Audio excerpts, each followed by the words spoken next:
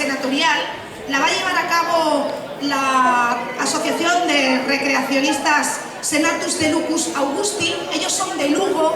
Estamos tremendamente orgullosos de que vengan los recreacionistas de todos los puntos del país, pero también de fuera, de Roma, de Reino Unido. Y aquí en la península las tenemos de Lugo, de Madrid, las tenemos de Paloma y al lado, de Sevilla, de Málaga. Y para nosotros es un placer tenerlos por aquí. Con todos ustedes, dejo a los recreacionistas que nos enseñen cómo se ponía la toga en Roma.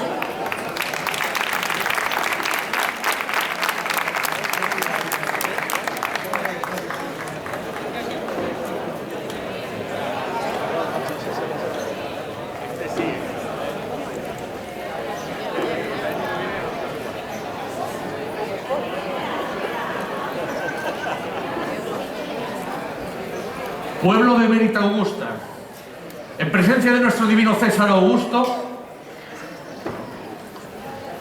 vamos a hablaros de la túnica romana, de la toga. La toga era, posiblemente, después de los acueductos y de las murallas, era el elemento más definitivo de la civilización romana. Solo los ciudadanos de Roma podían utilizar la toga, los extranjeros no podían usarla. Un ciudadano romano exiliado tampoco podía usarla, y de hecho eran penados. Y hoy vamos a enseñaros cómo se ponía la toga. Para ello, contamos con los esclavos que ayudaban a los ciudadanos romanos a ponerse las togas, que eran los vestiplucus. Vestiplicus, por favor.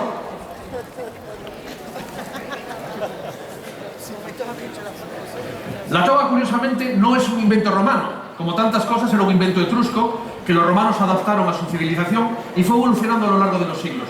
Curiosamente, no se sabe exactamente ni cómo se hacían ni qué forma tenían, porque solo tenemos como información los escritos de Plinio y lo que vemos en las estatuas romanas. Había diferentes modelos, había diferentes longitudes. La más habitual medía entre 6 y 7 metros de largo y entre 2 y 3 metros de alto. La materia era de lana fina. Se podía utilizar otros materiales, pero estaba mal visto. Era una vulgaridad utilizar otro tipo de material.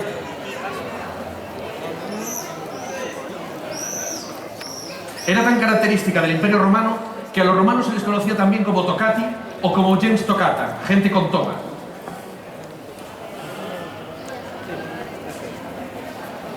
Como decíamos, la toga fue evolucionando a través de los siglos. La primera toga era una toga oscura de color, que era la toga exigua.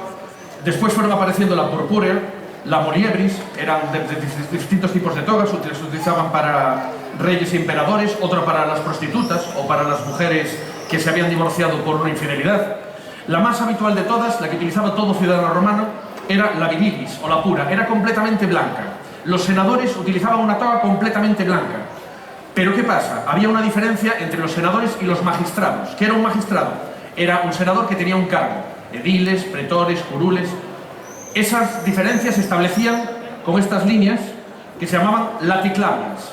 Y estas líneas de este color púrpura tan característico se obtenían machacando unos moluscos que eran carísimos. Hacía falta machacar sobre 9.000 unidades para obtener 1 gramo del tinte, que además tenía una característica, es que olía muy mal. Cuanto peor olía, cuanto más apestoso era el portador, más categoría tenía, porque se entendía que más moluscos habían machacado para hacer ese tinte. Por eso era un símbolo de riqueza, no solo la intensidad, sino incluso el olor. Había otros tintes que daban este característico color, pero no eran de ese molusco y no olían mal. Por eso ese olor se asociaba a la riqueza y al poder.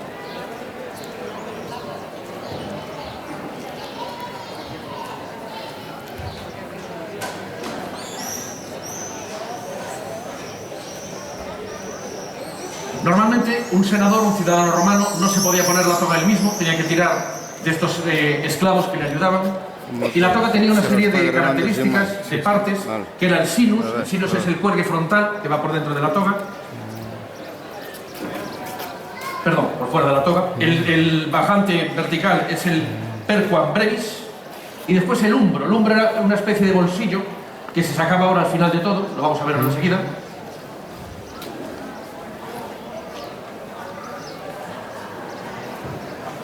Ese es el umbro.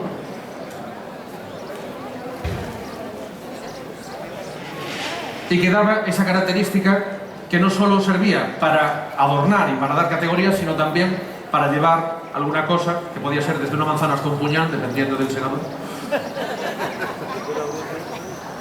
Este es de puñal, más bien.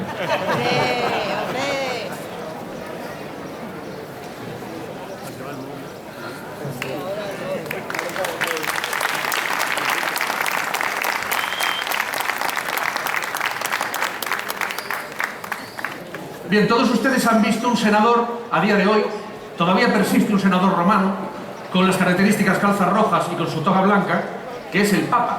El Papa no deja de ser un heredero del Senado romano y por eso tiene esas características de llevar unas túnicas blancas y unas calzas rojas, excepto el Papa Francisco, que fue el primero a renunciar a estas calzas, pero si se fijan en las fotografías de todos los papas anteriores, verán las características calzas rojas del Senado romano, porque era el último de los representantes del Imperio Romano. Es una curiosidad histórica que siempre llama la atención.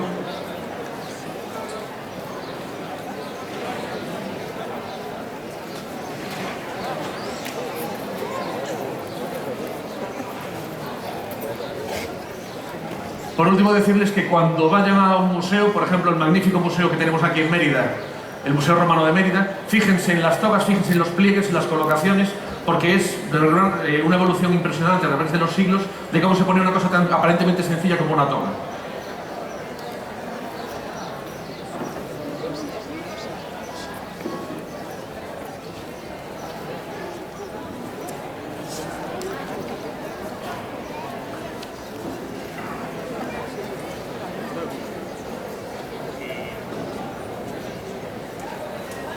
Una vez terminada la colocación, ya se podía asistir a los actos oficiales y entre ellos a la magnífica fiesta que tenemos aquí en Mérida, y también queremos invitarles el 22, 23, 24 de junio al Ars de Lucus que celebramos en Lugo, en el Lucus Augusti, y que están todos ustedes invitados a venir y a disfrutar del Lugo romano. Muchísimas gracias a todos.